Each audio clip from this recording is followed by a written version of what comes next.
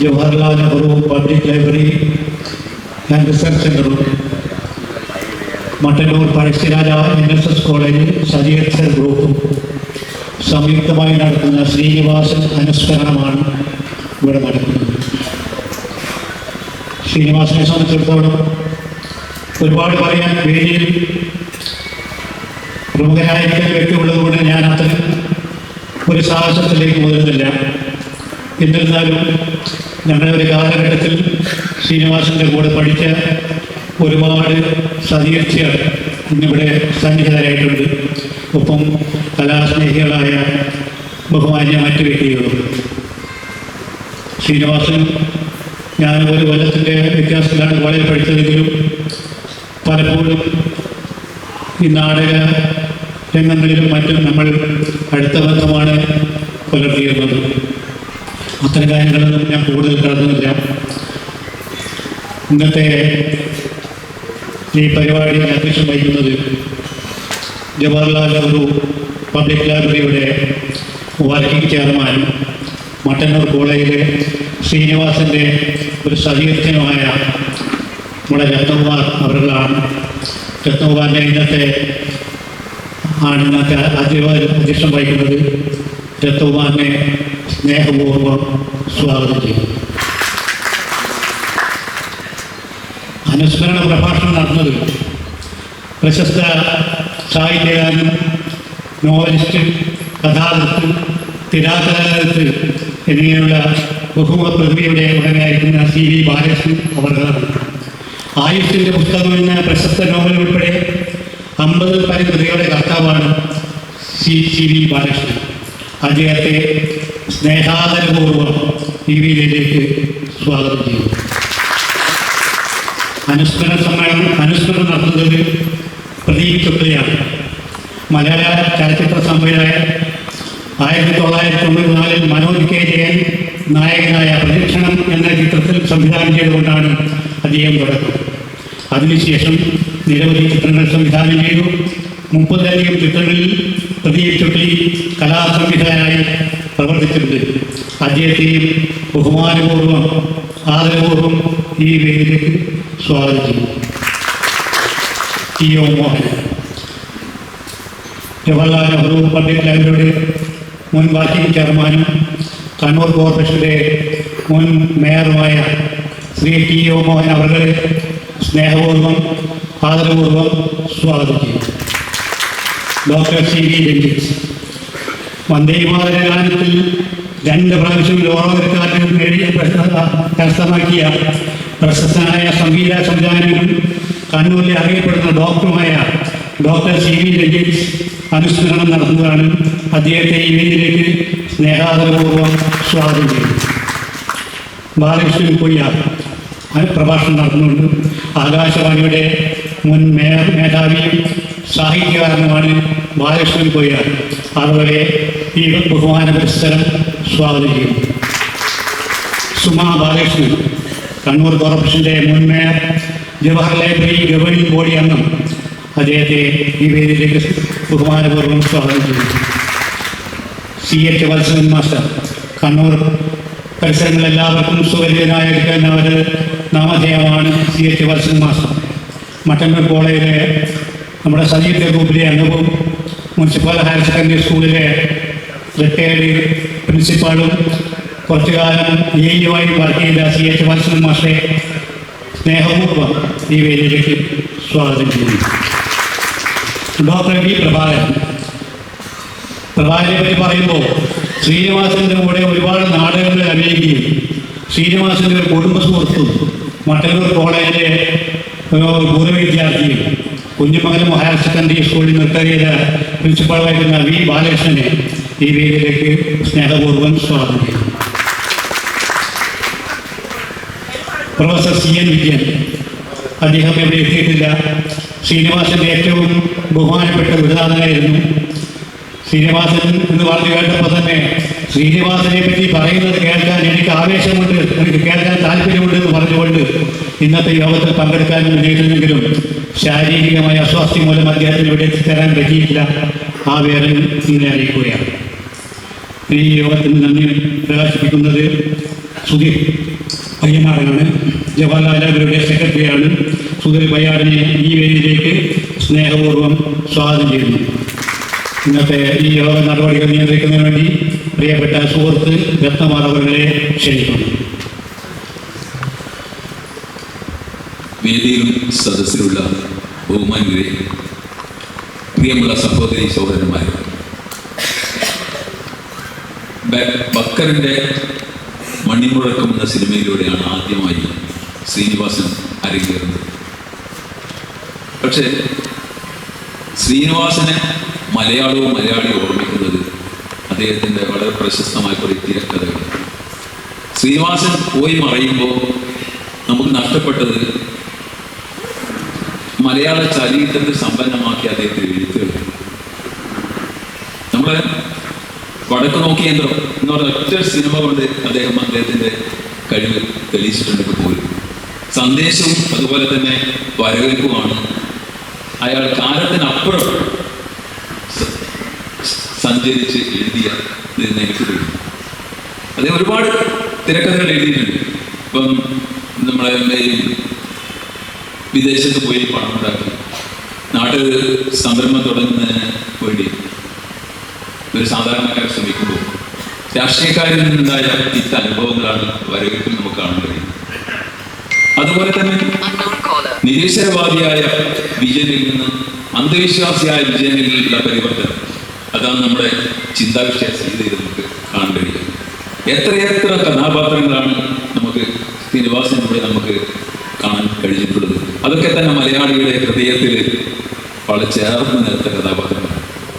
നമ്മൾ ശ്രീനിവാസനെ കുറച്ച് ഓർക്കുമ്പോൾ അദ്ദേഹത്തിൻ്റെ സിനിമകൾ, ഓരോ സിനിമകളും നമുക്ക് വളരെ എത്ര കണ്ടാലും മതിവരാത്ത സിനിമകളാണ്. അദ്ദേഹത്തിൻ്റെ ഈ നമ്മളെ കഥ പറയുമ്പോൾ എന്നൊരു സിനിമയുണ്ട് അല്ലേ, പലരും കണ്ടിട്ടുണ്ട്. ആ കഥ പറയുമ്പോൾ എന്നൊരു സിനിമയിലെ അവസാനത്തെ ഒരു മമ്മൂട്ടിയുടെ ഒരു പ്രസംഗമുണ്ട്. ഈ നമ്മുടെ ഈ സൂപ്പർ സ്റ്റാർ അശോക് കുമാർ തൻ്റെ സുഹൃത്തിനെ ഇങ്ങനെ സംസാരിക്കുമ്പോൾ ഉണ്ടാവുന്ന ആ ഒരു രംഗം, ആ സിനിമ കണ്ടാൽ കരയാതാണ് കരഞ്ഞു. അത്രമാത്രം ടച്ചിങ് ആയ ഒരു സിനിമയാണ്. അതുപോലെ തന്നെ നമ്മളിപ്പം വിപ്ലവം തലയിൽ കയറി അവസാനം ഒരു തൊഴിലില്ലാതെ വിദേശത്ത് ചേക്കേറിയ നമ്മുടെ അറബിക്കറിയർ മുകുന്ദൻ, ഭാര്യയെ സംശയിക്കുന്ന തഴത്തിൽ ദിനേശ്, നിങ്ങളെയൊക്കെ മനസ്സിലിങ്ങനെ കടന്നു വരുന്ന കഥാപാത്രങ്ങളാണ്. അതുപോലെ തന്നെ തലയാണ മണ്ഡലത്തിലെ സുകുമാർ, അഴകിയ രാമനിലെ മലയാള നോവലിസ്റ്റ് അംബുജാക്ഷ, അതുപോലെ തന്നെ തൊഴിൽ അന്വേഷിക്കുന്ന ഒരാളായ നമ്മുടെ Balagopalan, T P Balagopalan cinema. അങ്ങനെ എത്രയെത്ര കഥാപാത്രങ്ങൾ നമുക്ക് ഒരുപാട് ഇതിനെക്കുറിച്ച് സംസാരിക്കാനുണ്ട്.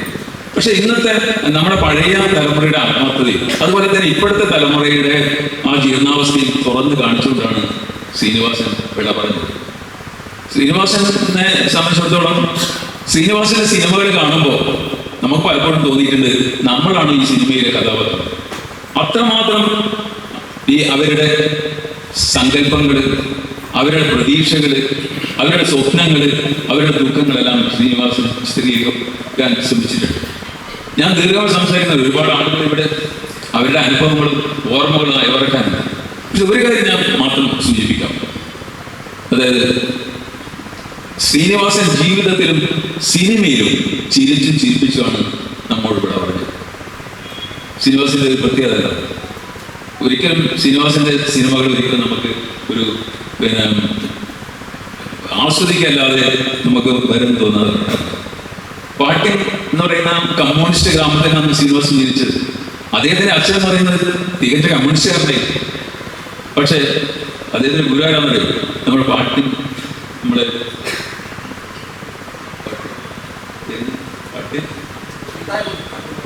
ഗോപാലൻ, പാട്ടിൻ ഗോപാലനായിരുന്നു അദ്ദേഹത്തിന്റെ ഗുരു. അപ്പോൾ പാട്ടിൻ ഗോപാലൻ പലപ്പോഴായിട്ട് അദ്ദേഹത്തോട് പറഞ്ഞിട്ടുണ്ട്, നമുക്കൊന്ന് സജീവമാണ്, കമ്മ്യൂണിസ്റ്റ് പാർട്ടി സജീവമാണ്. അങ്ങനെ അദ്ദേഹം സജീവമായിരുന്നെങ്കിൽ ചിലപ്പോൾ പല MLA ഒക്കെ ആയിരിക്കും. പക്ഷേ അതിൽ സജീവമാകാൻ പറ്റാത്തത് നമ്മുടെ ഭാഗ്യം. അദ്ദേഹം നല്ലൊരു കലാകാരനാണ് നമുക്ക് ഇതിലൂടെ ലഭിച്ചിട്ടുള്ളത്. അതുകൊണ്ട് ഞാൻ ദീർഘിപ്പിക്കുന്നില്ല. ശ്രീനിവാസന്റെ വിയോഗം എന്ന് പറയുന്നത് മലയാള ചരിത്രം ഉള്ളിടത്തോളം കാലം ശ്രീനിവാസൻ നിലനിൽക്കും. ശ്രീനിവാസന്റെ വിയോഗത്തിൽ പ്രണാമം അർപ്പിച്ചുകൊണ്ട് ഞാൻ എൻ്റെ വാക്കുകൾ അവസാനിപ്പിക്കുന്നു. ഈ ശ്രീനിവാസൻ അനുസ്മരണം നടത്തുന്നത് ഞങ്ങൾക്കേറെ പ്രിയപ്പെട്ട മലയാളത്തിൻ്റെ സാഹിത്യകാരൻ C.V. ബാലകൃഷ്ണൻ അവர்களാണ്. അദ്ദേഹത്തെ ഞാൻ ആദരപൂർവ്വം ക്ഷണിച്ചുകൊണ്ട് നിർത്തട്ടെ.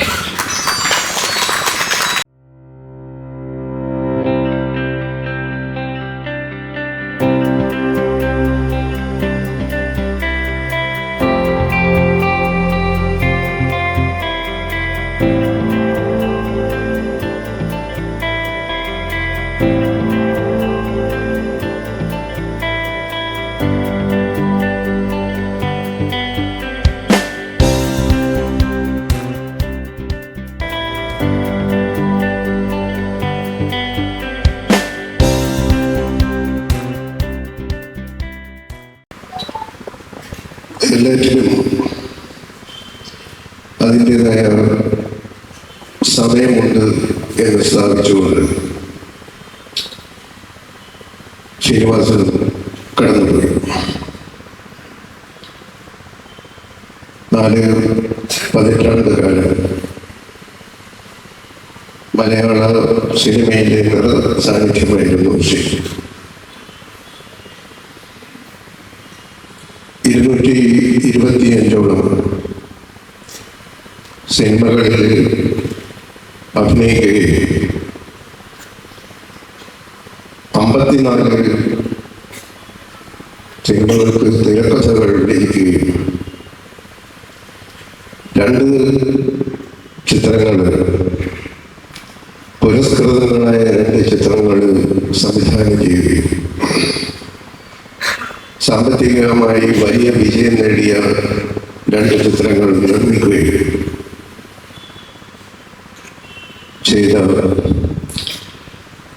ശ്രീനിവാസൻ സിനിമയുടെ പല മേഖലകളിൽ പ്രവർത്തിക്കുകയും തൻ്റെ കഴിവ് തെളിയിക്കുകയും ചെയ്തിട്ടുള്ള അതുല്യനായിട്ടുള്ള ഒരു കലാകാരനാണ്. നമ്മുടെ ഭാഷയിലെ സാഹിത്യത്തിലെ മഹത്തായിട്ടുള്ള പാരമ്പര്യം കുഞ്ചൻനമ്പ്യാരുടെയും സഞ്ജയൻ്റെയും ഇതോടുകൂടി ചേർത്ത് പറയാവുന്ന വിക്കേനിൻ്റെയും പാരമ്പര്യത്തിൻ്റെ ഒരു തുടർച്ചയായിരുന്നു സിനിമയിലെ ശ്രീനിവാസൻ. സഞ്ജയനും വിക്കേനും വാക്കുകളിലൂടെ വായനക്കാരോടാണ് സംവദിച്ചതെങ്കിൽ കുഞ്ചൻനമ്പ്യാരും ശ്രീനിവാസനും പ്രേക്ഷകരോടാണ് സംവദിച്ചത്. പക്ഷെ അവരുടെ പ്രവൃത്തി സമാനമായി. ശ്രീനിവാസൻ നമുക്കറിയാം ഒരു അഭിനേതാവാൻ വേണ്ടിയിട്ട് ചെന്നൈയിൽ ചെന്നതാണ്. അന്ന് അവിടെ സൗത്ത് ഇന്ത്യൻ ഫിലിം ചേംബറിൻ്റെ ആക്ടിംഗ് ഇൻസ്റ്റിറ്റ്യൂട്ട് അതിലെ മലയാള വിഭാഗത്തിൻ്റെ ചുമതല ശ്രീനിയുടെ നാട്ടുകാരനായ ഒരു പ്രഭാകരൻ സാറായിരുന്നു.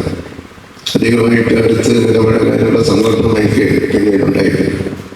അദ്ദേഹം K.G. ജോർജിൻ്റെ വളരെ അടുത്ത സുഹൃത്തായിരുന്നു.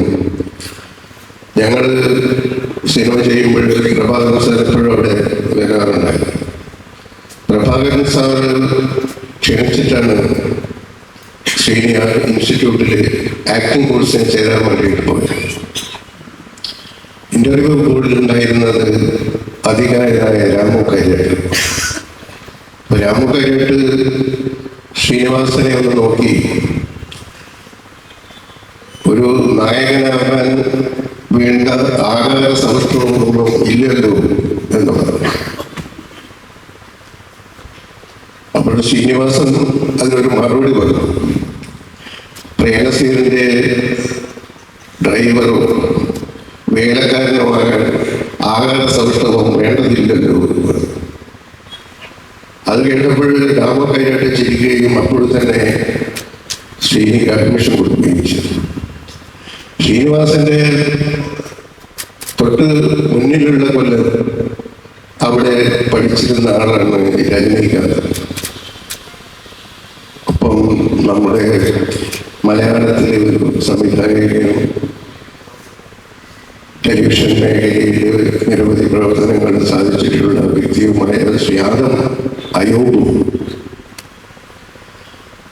രജനിയുടെ കൂടെ പഠിച്ചത്. രജനികാന്തിൻ്റെയും ആദം അയൂബ് സാറിൻ്റെയും ജൂനിയറായിട്ടാണ് ഷീനി അവിടെ പഠിച്ചത്.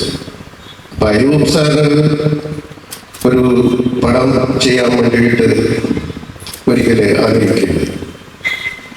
അത് ശ്രീനിവാസൻ എഴുതണമെന്നായിരുന്നു അയ്യപ്പ സാറിന് താല്പര്യം. പക്ഷെ ശ്രീനി പറഞ്ഞു അത് ഞാൻ എഴുതിയാൽ മതി, എൻ്റെ ഒരു കഥയുണ്ട്, അത് ചെയ്താൽ കൊള്ളാം എന്ന് പറഞ്ഞു. അങ്ങനെ ഞങ്ങൾ എറണാകുളത്ത് വെച്ച് നാളുകളോളം നടന്നുകൊണ്ടിരിക്കുകയും ആ കഥ തിരക്കഥയാക്കിയിട്ട് മാറ്റുകയും അത് തലശ്ശേരിയിൽ പാരിസ് ഹോട്ടലിൽ വന്നിരുന്ന് ശ്രീനിവാസൻ അത് മുഴുവനായിട്ട് വായിക്കുകയും ചെറിയ 1-2 നിർദ്ദേശങ്ങൾ വയ്ക്കുകയും ഒക്കെ ചെയ്തു.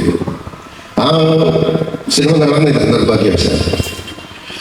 അതിൻ്റെ ഈ സംവിധായകനാകേണ്ടിയിരുന്ന ആദം അയ്യൂബ് സാർ സിനിമയും ചെയ്തു. അദ്ദേഹം പക്ഷെ വളരെ ആഗ്രഹിച്ചിരുന്നു അങ്ങനെ ഒരു ചിത്രം ചെയ്യാൻ.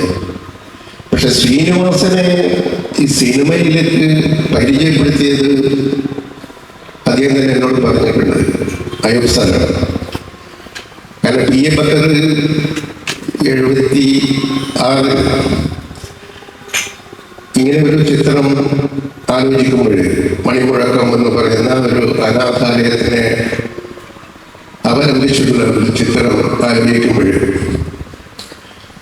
അതിലുള്ള ഒരു കഥാപാത്രത്തെ വയറൻ മത്തായി, വയറൻ മൈക്കേൽ എന്നാണ് ആ കഥാപാത്രത്തിൻ്റെ പേര്. ഞാൻ കണ്ടിട്ടുണ്ട് ആ സിനിമ. ആ വേഷത്തിൽ പി എ ബക്കറിൻ്റെ ഒരു ബന്ധു ശുപാർശ ചെയ്തത് നിങ്ങൾ വിശ്വസിക്കില്ല, മമ്മൂട്ടിയെയാണ്. മമ്മൂട്ടി അന്ന് ഈ അഭിനയമോഹിയായിട്ട്, ഞാൻ 70കളുടെ ഒരു അവസാന ഘട്ടമാണ്, അഭിനയമോഹിയായിട്ട് നടക്കുന്ന കാലത്ത് പി എ ബക്കറിൻ്റെ ഒരു ബന്ധു ഈ ഒരു റോളിന് മമ്മൂട്ടിയെ റെക്കമെൻഡ് ചെയ്യുകയും മമ്മൂട്ടി ബക്കറിൻ്റെ മുന്നിൽ ചെന്നപ്പോൾ നോക്കുമ്പോൾ അതിസുന്ദരനായിട്ടുള്ള ഒരു മനുഷ്യൻ, ഒരു അനാഥാലയത്തിൽ നിന്നും വളരേണ്ട ആളെയല്ല, ഈ വയറൻ മൈക്കേൽ എന്ന് പറയുന്ന ഒരു കഥാപാത്രമായിട്ടൊന്നും അഭിനയിക്കാൻ ഇദ്ദേഹത്തെ സങ്കല്പിക്കാനും പറ്റിയില്ല.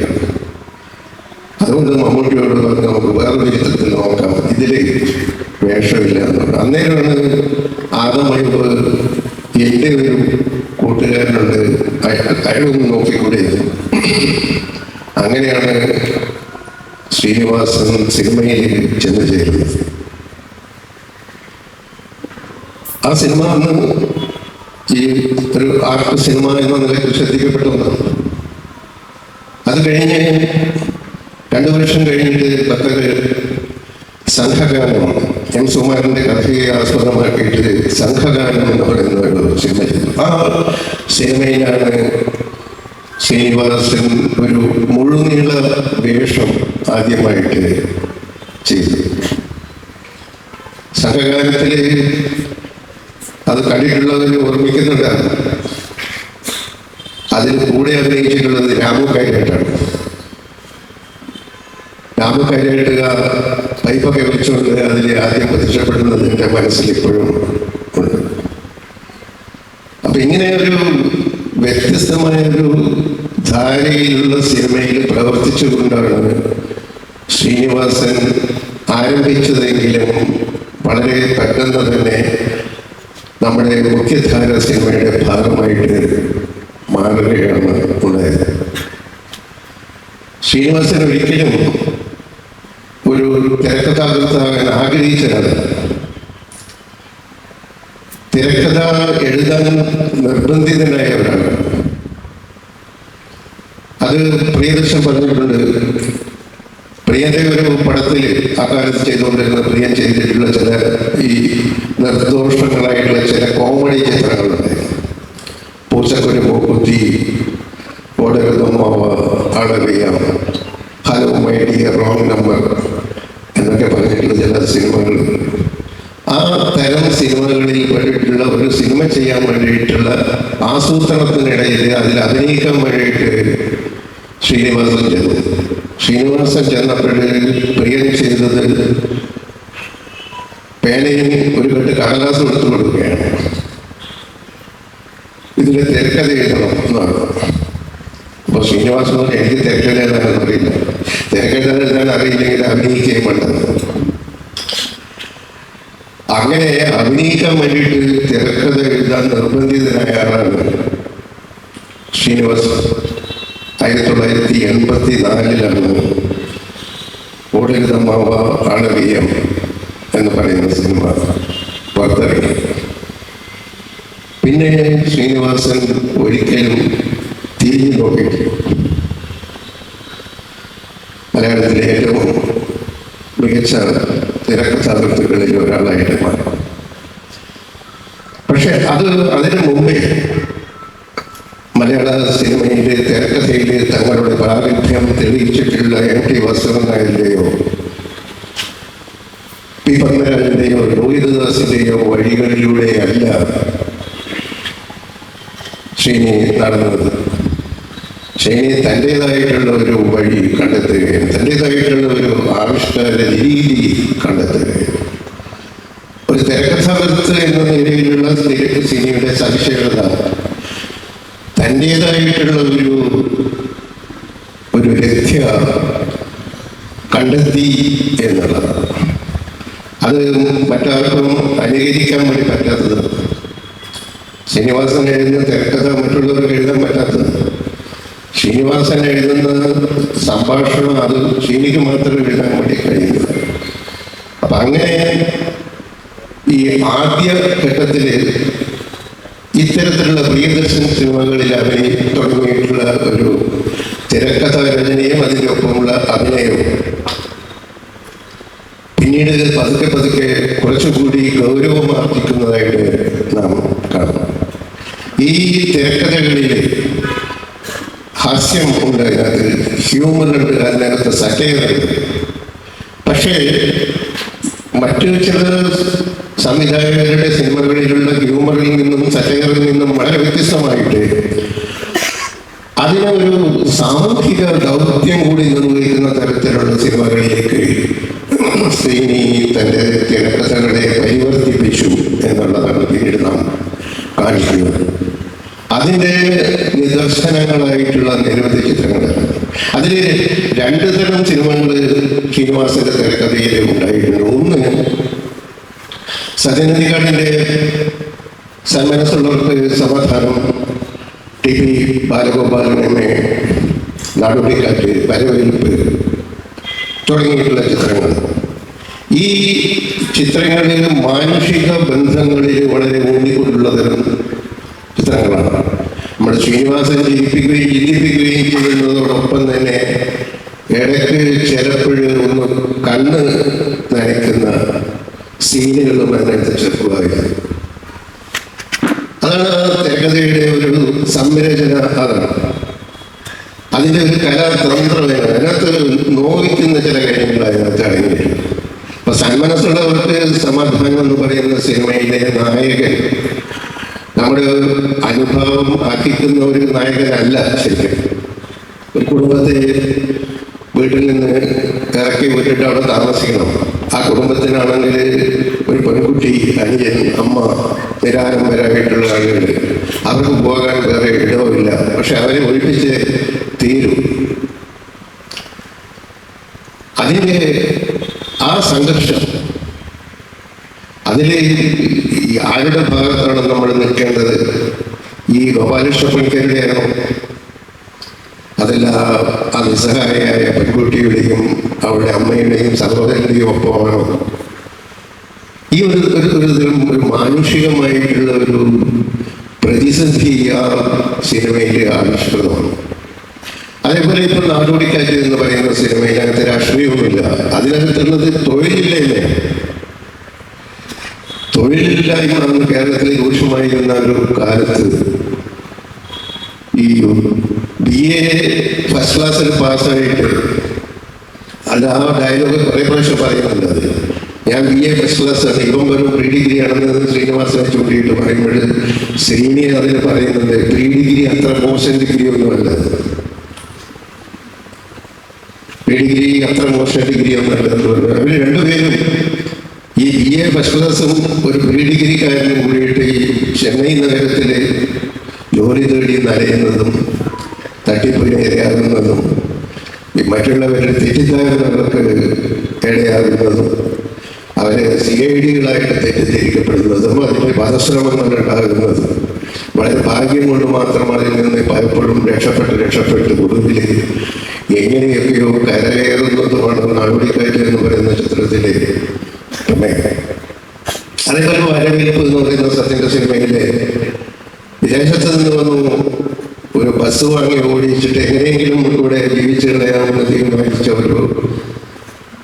ഒരു സാധാരണക്കാരൻ്റെ ജീവിതത്തിലേക്ക് നമ്മുടെ ബ്യൂറോക്രസി, നമ്മുടെ തൊഴിലാളി യൂണിയനുകൾ, നിർദ്ദയരായിട്ടുള്ള ആളുകൾ ഇവരൊക്കെ ചേർന്നിട്ട് ആ ജീവിതം എങ്ങനെ കലുഷിതമാക്കുന്നു എന്നാണ് വരവേൽപ്പ് എന്ന് പറയുന്നത് സിനിമയിലെ സീനി ആവിഷ്കരിച്ചത്.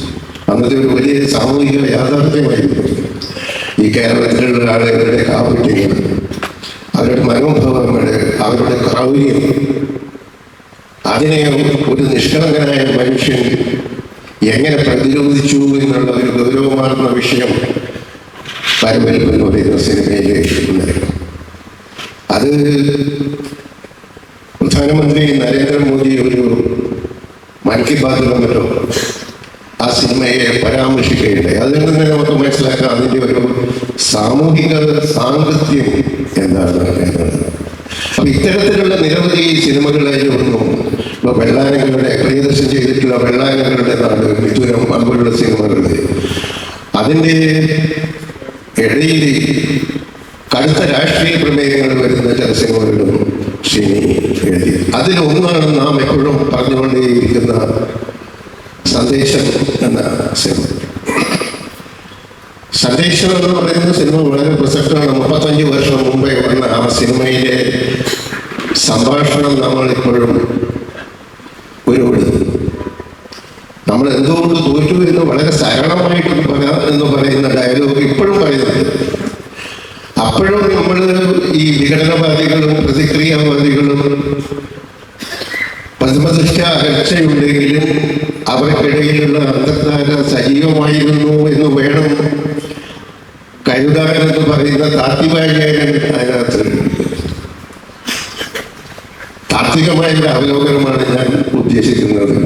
അല്ലെങ്കിൽ റാഡിക്കലായിട്ടുള്ള ഒരു മാറ്റമല്ല വന്നത്. തുടങ്ങിയിട്ടുള്ള ഈ അർത്ഥമറിയാത്ത വാചാടോപങ്ങൾ പറയുന്ന താത്വികാചാര്യന്മാരുള്ളതുകൊണ്ട് 35 കൊല്ലത്തിന് ശേഷവും ആ സിനിമ ഇപ്പോഴും പ്രസക്തമാണ്. അങ്ങനെയുള്ള താത്വികാചാര്യനെ നമ്മൾ എപ്പോഴും കാണാറുണ്ട്. വൈരുദ്ധ്യാധിഷ്ഠിത ഭൗതികവാദം എന്താണെന്ന് ഇതേപോലെ വിശദീകരിക്കുന്ന അന്തർധാര എന്ന് പറഞ്ഞ പോലെ വിശദീകരിക്കുന്ന താത്വികാചാര്യന്മാർ എപ്പോഴും നമ്മുടെ നാട്ടിൽ. അതിൽ ശ്രീനി പറഞ്ഞിട്ടുണ്ട്, ശ്രീനിവാസന് ഏറ്റവും കൂടുതൽ ശത്രുക്കളെ നേടിക്കൊടുത്ത സിനിമയാണ് സന്ദേശം. ഏറ്റവും കൂടുതൽ ശത്രുക്കളെ നേടി, ഫോൺ കോളുകളുടെ ഭീഷണിക്കത്ത്. അതിൽ ശ്രീനി എടുത്തു പറയാനുണ്ടായിരുന്ന ഒരു കത്തുണ്ട്. നിങ്ങളുടെ സ്വാതന്ത്ര്യം ഞങ്ങൾ തന്നതാണ് എന്ന് പറഞ്ഞുള്ള ഒരു കത്ത് ശ്രീനി ഉദ്ധരിക്കുക. അപ്പോൾ അവരുടെ സ്വാതന്ത്ര്യം തങ്ങൾ കൊടുക്കുന്ന ഔദാര്യമാണ് എന്ന് വിശ്വസിക്കുന്ന ഈ പ്രത്യയശാസ്ത്ര വിഡികൾ ഇപ്പോഴും ഉണ്ട്. അതുകൊണ്ട് ആ പ്രമേയം അപ്രസക്തമായി തീരുന്നില്ല. നമ്മൾ യുക്തിവാദം പറയുകയും തലയ്ക്ക് മുന്നിട്ട് അമ്പലത്തിൽ പോവുകയും ചെയ്യുന്ന ഈ നേതാക്കൾ പ്രത്യയശാസ്ത്രം എന്താണ് എന്നുള്ളതിനെ കുറിച്ച് ഒരു ഏകദേശ ധാരണ പോലും ഇല്ലാതെ അങ്ങനെ ചില വാക്കുകൾ കൂട്ടിച്ചേർത്ത് ഈ അണികൾക്ക് മുമ്പാകെ വിളമ്പി അവരുടെ മുന്നിൽ മേനി നടിക്കുന്ന ആളുകൾ ഇപ്പോഴും അവർക്ക് വല്ലാതെ പൊള്ളി. അവർക്കത് തീക്ഷ്ണങ്ങളായ അസ്ത്രങ്ങളായിട്ടാണ് എത്തുന്നത്. അവരുടെ നെഞ്ചിൽ അത് ചെന്ന് തറച്ചു എന്ന് തന്നെ വേണം പറയാം. അതുകൊണ്ട് ആ സിനിമയ്ക്കെതിരെ വലിയ പ്രതിരോധമുണ്ടായി. സത്യം നിരവധി ഭീഷണി കത്തുകൾ കിട്ടിയിട്ടുണ്ട്. രാത്രിയിലൊക്കെ ആളുകളെ വിളിച്ചിട്ട് അങ്ങനെയൊക്കെ നമ്മുടെ കണ്ണൂർ സ്റ്റേറ്റിൽ അങ്ങനെ പറഞ്ഞതായിട്ട് രണ്ടുപേരും എന്നോട് പറഞ്ഞിട്ടുണ്ട്. പക്ഷേ ഇപ്പോഴും ആൾക്കാർ അതിൻ്റെ സാരസ്യം ഇപ്പോഴും ഓർന്നുകൊണ്ടേയിരിക്കുന്നു. എന്തുകൊണ്ടാണത്? സേനി അന്ന് അന്ന് നിരീക്ഷിച്ച് എഴുതിയിട്ടുള്ള കാര്യങ്ങൾ കാലഹരണപ്പെടാതെ ഇപ്പോഴും നിൽക്കുന്ന ആ സമൂഹം മാറിയിട്ടില്ല. രാഷ്ട്രീയം ശ്രീനി അതിനെ എന്തിനൊക്കെയാണോ വിമർശിച്ചത്? ആദ്യം ശ്രീനി അതിനെ കമ്മ്യൂണിസ്റ്റ് പ്രത്യയശാസ്ത്രത്തെയൊന്നുമല്ല അത് വിമർശിച്ചത്. കമ്മ്യൂണിസ്റ്റ് വിരുദ്ധനാണ് എന്നൊക്കെ പറഞ്ഞു. കമ്മ്യൂണിസ്റ്റ് പ്രത്യയശാസ്ത്രത്തിനെ എല്ലാ ശ്രീനിയെ വിശേഷിപ്പിച്ചു. അതിൽ കാർൽ മാർക്സിന്റെ പ്രത്യയശാസ്ത്രം തെറ്റാണെന്നോ ലെനിന്റെ കാര്യങ്ങൾ തെറ്റാണെന്നൊന്നും ശ്രീനി അതിനകത്ത് പറഞ്ഞിട്ടില്ല. പക്ഷെ അങ്ങനെ ഒരു പ്രത്യയശാസ്ത്രത്തെ പിന്തുടർന്ന് കിട്ടുന്ന ആളുകൾ ഈ രീതിയിൽ അതിനെ മനസ്സിലാക്കാതെ ഈ പൊള്ളയായിട്ടുള്ള വാക്കുകൾ പറയുകയും ഈ പാവപ്പെട്ട ആ ഉത്തമനെ പോലുള്ള ആളുകളെ വഞ്ചിക്കുകയും ചെയ്യുന്നതിനെതിരായിട്ടാണ് പറഞ്ഞിട്ടുള്ളത്. കാപട്യങ്ങൾക്കെതിരായിട്ടാണ് പറഞ്ഞിട്ടുള്ളത്. അത്തരം പൊള്ളത്തരങ്ങൾക്കെതിരെയായിട്ടാണ് പറഞ്ഞത്. അവരുടെ മുഖംമൂടികളാണ് ശ്രീനി സന്ദേശത്തിലെ തൻ്റെ ഈ വജ്ര സൂചിയുള്ള വാക്കുകൾ കൊണ്ട് കുത്തിനോവിച്ചു.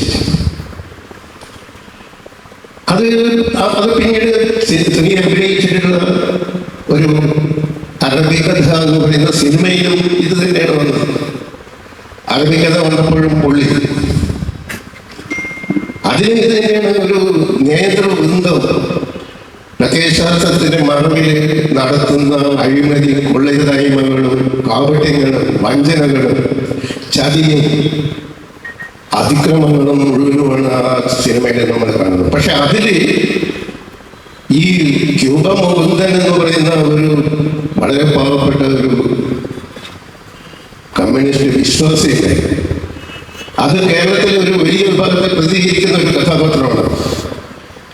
ഈ ദുബായിലെ കണ്ണാടിയിൽ പോയിട്ട് എങ്കുലാവ് വിളിക്കുന്ന മുട്ടചുരുട്ടി എങ്കുലാവ് വിളിക്കുന്ന ആൾ ചൈനക്കാരിയെ അവിടെ കാണുമ്പോൾ വികാരഭരിതരായിട്ട് മധുര മനോഹരം മനോജ്ഞ ചൈന എന്ന് പറയുന്ന ആളുണ്ട്.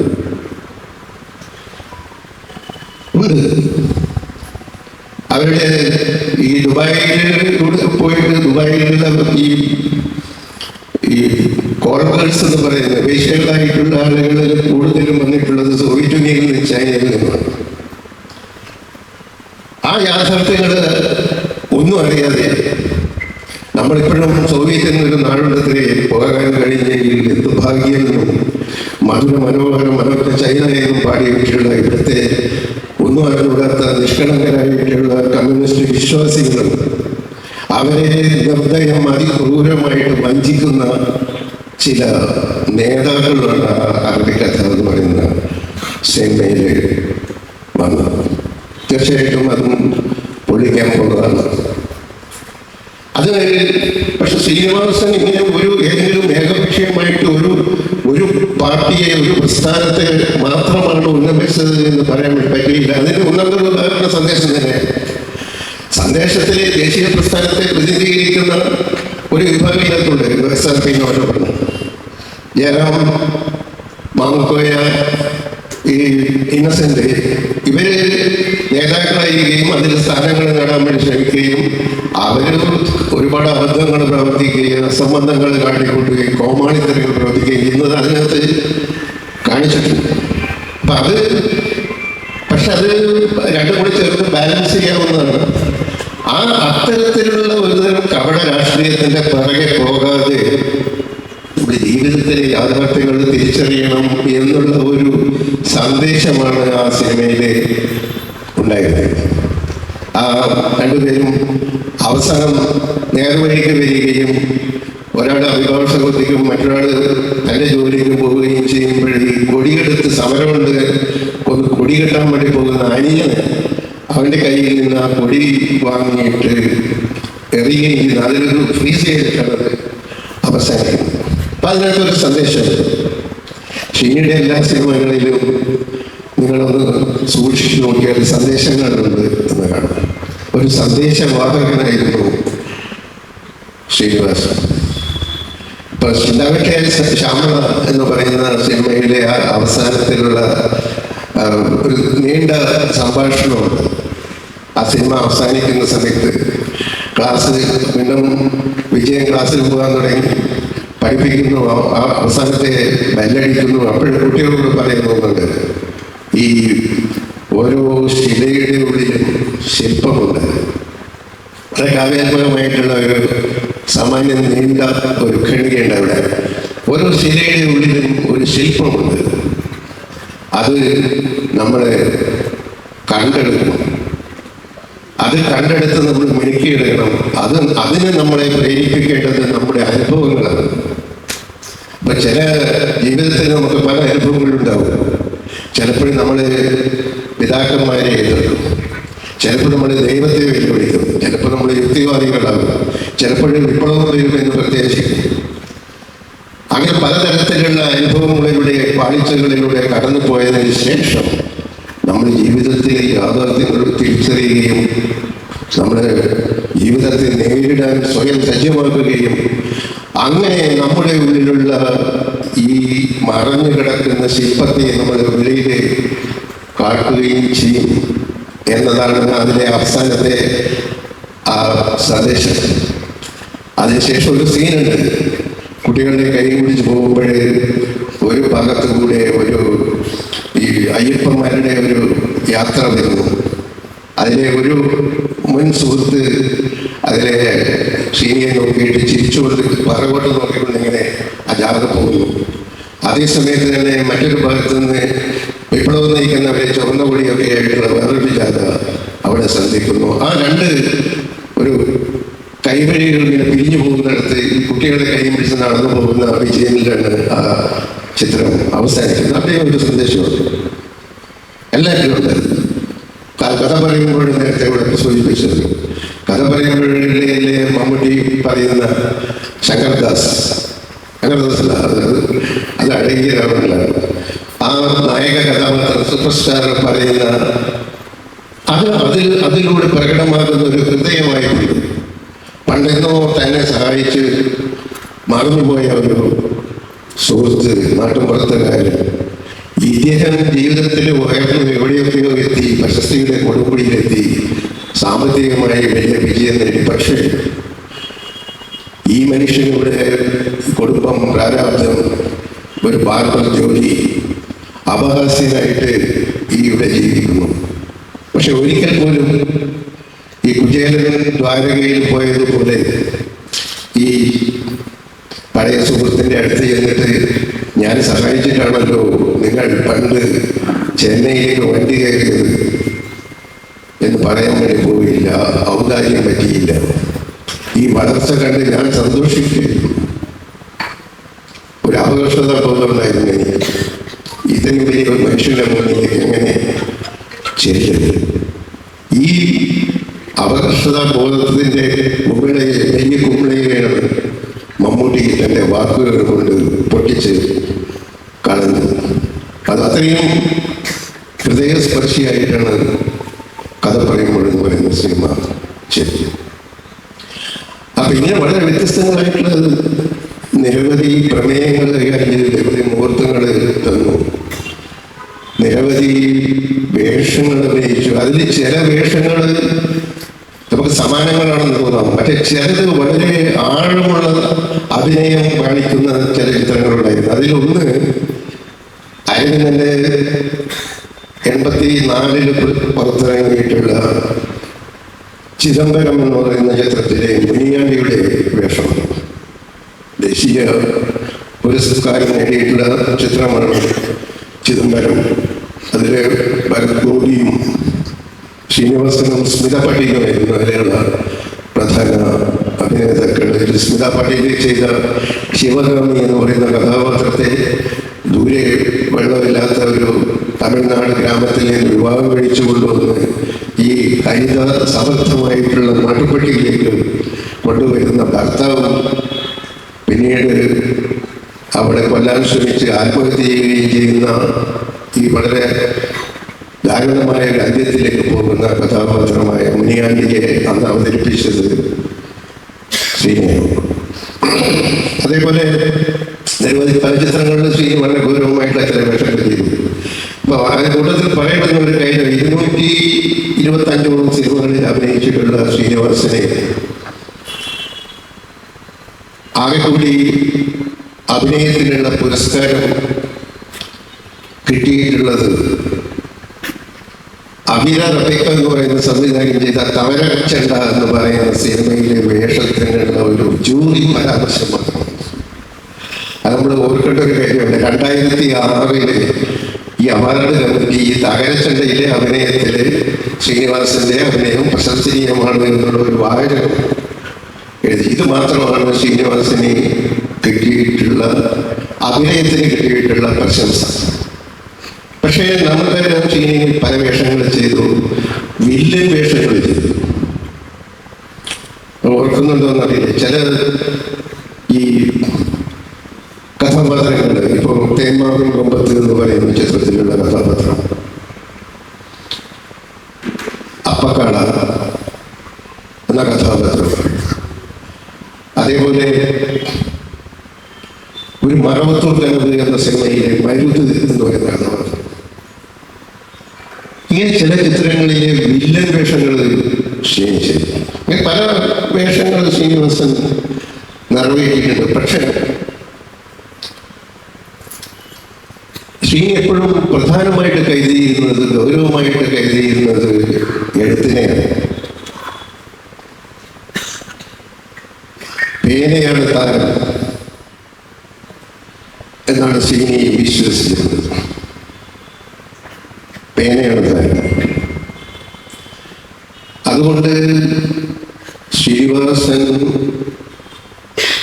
ചിതയിലേക്ക് പോകുന്നതിന് തൊട്ട് മുമ്പായിട്ട് പ്രിയ സുഹൃത്തായ സത്യൻ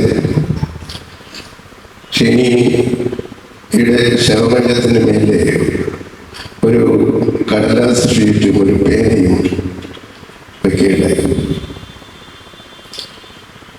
എന്നും എല്ലാവർക്കും നല്ലത് മാത്രം വരട്ടെ എന്ന് എഴുതിയിട്ടുള്ള ആ കടലാസ് ഷീറ്റും പേനയും ചേർത്ത് പിടിച്ചായിരുന്നു ശ്രീനി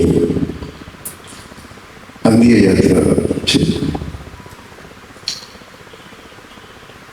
ശ്രീനി തനിക്ക് ശരിയാണ് എന്ന് തോന്നുന്ന കാര്യങ്ങൾ എപ്പോഴും ചെയ്തു. കാപട്യങ്ങളുള്ള എല്ലാ സ്ഥലത്തേക്കും ശ്രീനിയുടെ കണ്ണ് ചെന്നു. ആ കാപട്യങ്ങളെ മുഴുവൻ ശ്രീനി വലിച്ചു എറിഞ്ഞു. അത് ഏത് മേഖലയിലും ആകട്ടെ. ചലച്ചിത്ര മേഖലയെ കുറിച്ച് ശ്രീനിവാസൻ ചെയ്തിട്ടുള്ള 2 ചിത്രങ്ങൾ, ഉദയനാണ് താരം, ഡോക്ടർ പത്മശ്രീ സരോജ് കുമാർ, സജിൻ മാധവൻ എന്ന് പറയുന്ന സംവിധാനം ചെയ്തു, ആദ്യത്തെ റോഷൻ ആൻഡ്രൂസ്. ആ 2 ചിത്രങ്ങൾ എഴുതാൻ ശ്രീനിക്ക് മാത്രമേ പറ്റുള്ളൂ. ആ ചിത്രത്തിലെ ആ രാജപ്പൻ എന്ന കഥാപാത്രവും ഈ സരോജ് കുമാർ എന്ന് പറയുന്ന വിട്ടിയായിട്ടുള്ള ഈ സൂപ്പർ സ്റ്റാറിനെയും അവതരിപ്പിക്കാൻ ശ്രീനിവാസന് മാത്രമേ പറ്റുള്ളൂ. അതിന് ഈ നമ്മുടെ മലയാള സിനിമയുടെ കാപട്യങ്ങളെ മുഴുവൻ അതിന് വിളിച്ചറിയുന്നുണ്ട്. നമുക്കത് കാണുമ്പോഴേ നമുക്ക് ചില സാമ്യങ്ങൾ തോന്നും. ചിലരൊക്കെ ഇങ്ങനെയാണല്ലോ, ഇങ്ങനെയുള്ള കോമാളിത്തങ്ങളാണല്ലോ സിനിമയുടെ ഒരു മേഖലയിൽ അരങ്ങേറുന്നത്. നമ്മളവരെ വലിയ താരപ്രഭയുള്ളവരായിട്ട് ആരാധിക്കുന്നു. പക്ഷേ അവർ യഥാർത്ഥത്തിൽ ഇങ്ങനെയാണല്ലോ, അവർ യഥാർത്ഥത്തിൽ ഇങ്ങനെയാണ് എന്നുള്ളത് അടുത്തറിയാവുന്ന ആളാണ് ശ്രീനിവാസൻ. അതുകൊണ്ടാണ് ശ്രീനിവാസനെ അത് എഴുതാൻ വേണ്ടി കഴിഞ്ഞത്. അങ്ങനെ വളരെ ധീരമായിട്ട് എഴുതാൻ കഴിഞ്ഞത് അങ്ങനെയാണ്. എങ്ങനെയാണ് നമ്മൾ ഇങ്ങനെ ഒരു സിനിമ ചെയ്യും, ഇതേനാണ് താരമോ, ഈ അതിനുശേഷമുള്ള ഈ ചിത്രം എങ്ങനെയാണ് ഈ മലയാള സിനിമയിൽ നിന്നുകൊണ്ട് എങ്ങനെ ഇത്തരത്തിലുള്ള സിനിമകൾ ചെയ്യും? നമ്മുടെ താരാധിപത്യത്തിനെ വെല്ലുവിളിക്കുന്ന, താരാധിപത്യത്തെ പരിഹസിക്കുന്ന, അതിനെ പുച്ഛിക്കുന്ന, അതിനെ അതിരൂക്ഷമായിട്ട് വിമർശിക്കുന്ന ഒരു സിനിമകൾ ആർക്ക് എഴുതാൻ പറ്റും, ആർക്ക് ചെയ്യാൻ വേണ്ടി പറ്റും? വേറെ അതിന് ശ്രീനിവാസൻ മാത്രമേ ഉണ്ടായിരുന്നു. അതിന് വേറെ ആരുമില്ല. ശ്രീനിവാസൻ മലയാള സിനിമയിൽ ഒന്ന് മാത്രമേ ഉള്ളൂ. ഇനി ഒരിക്കലും മറ്റൊരു ശ്രീനിവാസൻ ഉണ്ടാകുമെന്ന് നമുക്ക് പ്രതീക്ഷിക്കാൻ പറ്റില്ല. ഈ കൂട്ടത്തിൽ പറയേണ്ടുന്ന ഒരു കാര്യം, ശ്രീനിവാസൻ തന്റെ സിനിമയിൽ ഹാസ്യം പ്രയോഗിച്ചു, സറ്റയർ പ്രയോഗിച്ചു. ആ അഭിനയ ശൈലിയെ ചാർലി ചാപ്ലിന്റെ അഭിനയ ശൈലിയുമായി, ചാർലി ചാപ്ലിന് ശേഷം ബ്രിട്ടനിലുണ്ടായിട്ടുള്ള ഏറ്റവും പ്രമുഖ നടനായിട്ടുള്ള പീറ്റർ സെല്ലേഴ്സിന്റെ അഭിനയ രീതിയുമായിട്ടൊക്കെ താരതമ്യപ്പെടുത്തിയിട്ടുണ്ട്. ചാപ്ലിൻ സ്വയം പരിഹസിച്ചിട്ടുണ്ട്. ശ്രീനിവാസനെ എപ്പോഴും ചെയ്തുകൊണ്ടിരുന്ന തന്നെ തന്നെ നിന്ദിക്കുന്നതിൽ, പരിഹസിക്കുന്നതിൽ തനിക്ക് പൊക്കമില്ല, തനിക്ക് കറുപ്പാണ്, പൗഡർ തേച്ചാൽ എൻ്റെ മുഖം വെളുക്കുമോ, സൗകര്യമില്ലാത്ത ഞാൻ ഭാര്യ എങ്ങനെയാണ് മനഃശാസ്ത്രപരമായി കീഴടക്കുക എന്നൊക്കെയുള്ള കാര്യങ്ങൾ, അത്തരം സന്ദേഹങ്ങളുമായിട്ട് നിൽക്കുന്ന ഒരു പാവം മനുഷ്യന്റെ പ്രതിരൂപം എപ്പോഴും ശ്രീനി കൊണ്ടാണ്. ആ കൂട്ടത്തിൽ തന്നെ തന്നെ പരിഹസിക്കുകയും തന്റെ കൂടെയുള്ളവരെ പരിഹസിക്കുകയും മറ്റുള്ളവരെ പരിഹസിക്കുകയും ഒക്കെ ചെയ്യുമ്പോൾ തന്നെ ശ്രീനിവാസൻ ഏറ്റവും അനുഭാവത്തോടുകൂടി നോക്കിക്കണ്ടത് സ്ത്രീകളെയാണ്. സ്ത്രീകളെ അവമതിക്കുന്ന ഒരു സംഭാഷണവും ശ്രീനി എഴുതിയിട്ടില്ല. ഒരിക്കലും സ്ത്രീകളോട് ദ്വയാർത്ഥ പ്രയോഗം നടത്തുമോ, അവരോട് അശ്ലീലം പറയുകയോ, ആ രീതിയിലൊന്നും ശ്രീനിവാസന്റെ സിനിമകളിൽ എവിടെയില്ല. അത് ശ്രീനിയുടെ മനസ്സിലില്ല. അതുകൊണ്ട് ശ്രീനി പറഞ്ഞിട്ടുണ്ട്, നമ്മുടെ മനസ്സിലുള്ളതല്ലേ പുറത്തേക്ക് വരൂ, മനസ്സിലുള്ളതല്ലേ പുറത്തേക്ക് വരൂ. അങ്ങനെ സ്ത്രീകളോട് അത്തരത്തിലുള്ള ഒരു കാഴ്ചപ്പാടുണ്ടെങ്കിൽ അത് പുറത്തേക്ക് വരും. കസബ എന്ന് പറയുന്ന സിനിമയിൽ പുറത്തേക്ക് വന്നതുപോലെ അത് പുറത്തേക്ക് വരും. പക്ഷെ ശ്രീനിവാസന്റെ ഉള്ളിൽ അങ്ങനെയല്ല. ശ്രീനി സ്ത്രീകളെ അത്രയേറെ ബഹുമാനത്തോടുകൂടിയാണ് നോക്കിക്കണ്ടിരുന്നത്. ശ്രീനിക്ക് വിമലയോടുള്ള ബന്ധം എന്താണെന്ന് എനിക്കറിയാം. ശ്രീനി അമ്മയെ എങ്ങനെയാണ് കണ്ടിട്ടുള്ളതെന്ന് എനിക്ക് അറിയാം. അത് തന്നെയാണ് ഓരോ സ്ത്രീകളോടും കണ്ടിട്ടുള്ളത്. ആ സ്ത്രീകൾക്ക് കൊടുത്തിരുന്ന ഒരു പരിഗണനയുണ്ട്. ആ പരിഗണന നമ്മൾക്ക് ശ്രീനി ചെയ്തിട്ടുള്ള ഏത് സിനിമകൾ കൂടി, ഈ 2 സിനിമകൾ മാത്രം നിങ്ങൾ എടുത്ത് നോക്കിയാൽ മതി.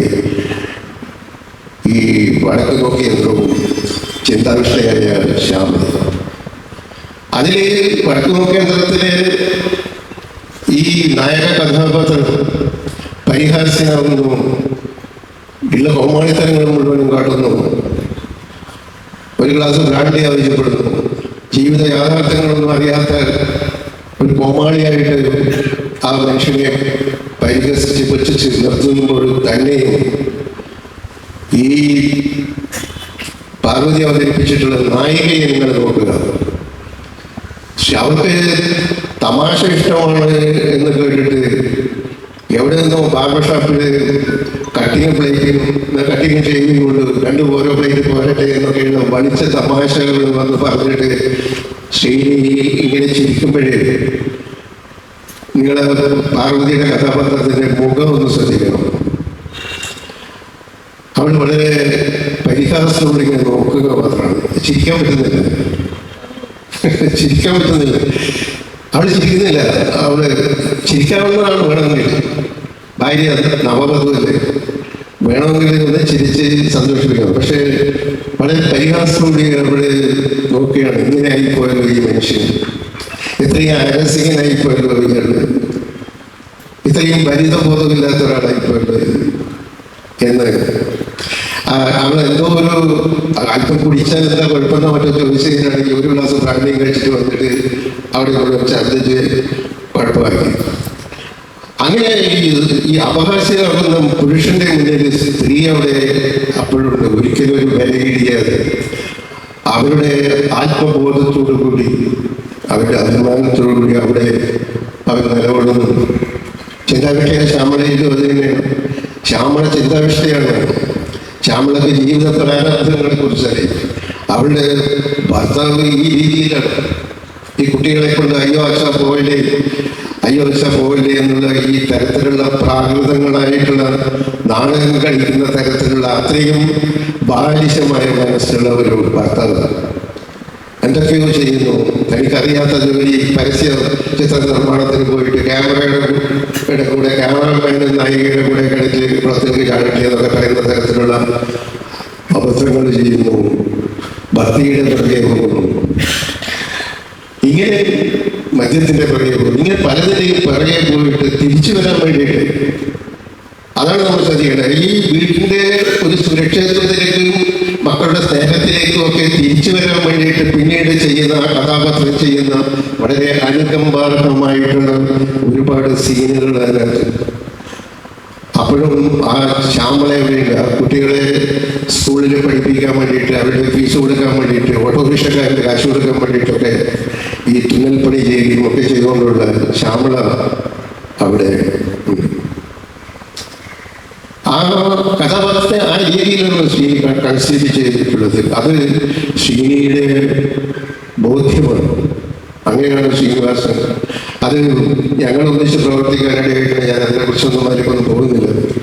അങ്ങനെ എൻ്റെ ഒരു കഥ ശ്രീനിവാസൻ, അതും ഇത് തന്നെയാണ്. ഇരട്ടക്കുട്ടികളുടെ അച്ഛൻ എന്ന് പറയുന്ന എൻ്റെ കഥ സിനിമ ചെയ്തത്, അതിൻ്റെ തിരക്കഥ എഴുതിയത് ശ്രീനിവാസനാണ്. ഞാനും ഒപ്പം അതിൻ്റെ തോട് കൂടെ ഉണ്ടായിരുന്നു. ഞങ്ങൾ ഒന്നിച്ചാണ് എപ്പോഴും ഒന്നിച്ചിട്ട് താമസിച്ചു. ആ സമയത്തിന് എനിക്ക് എന്നെ സംബന്ധിച്ച് തിരക്കഥ എഴുതുന്നത് എങ്ങനെയാണെന്നുള്ളതിൻ്റെ ഒരു പാഠം കൂടി അതിനകത്ത് ഉണ്ട്. എങ്ങനെയാണ് നമ്മളൊരു തിരക്കഥ ഡെവലപ്പ് ചെയ്യാവുന്നത്, ഒരു സീനിൽ നിന്ന് അടുത്തൊരു സീനിലേക്ക് നമ്മൾ എങ്ങനെയാണ് പോവുക, ഏതൊക്കെയാണ് അനാവശ്യമായിട്ടുള്ള സീൻ. നമ്മൾ രണ്ട് തിരക്കഥ ചെയ്യുമ്പോൾ രണ്ട് സീനുകൾ അപ്പുറം ഇപ്പുറമുള്ള രണ്ട് സീനുകൾ വെച്ച് കഴിഞ്ഞിട്ട് അതിൻ്റെ നടുക്കുള്ള സീൻ ഇല്ലാതെ തന്നെ ഈ രണ്ട് സീനുകളും നിൽക്കും എങ്കിൽ ആ നടുക്കുള്ള സീൻ ഒഴിവാക്കുന്നതാണ് നല്ലത് എന്നൊക്കെ മറ്റുള്ള ചില പ്രായോഗികമായിട്ടുള്ള നിർദ്ദേശങ്ങൾ ശ്രീനി ചെയ്യേണ്ടത്. അങ്ങനെ പല സന്ദർഭങ്ങളിലും ഒരുപാട് തവണ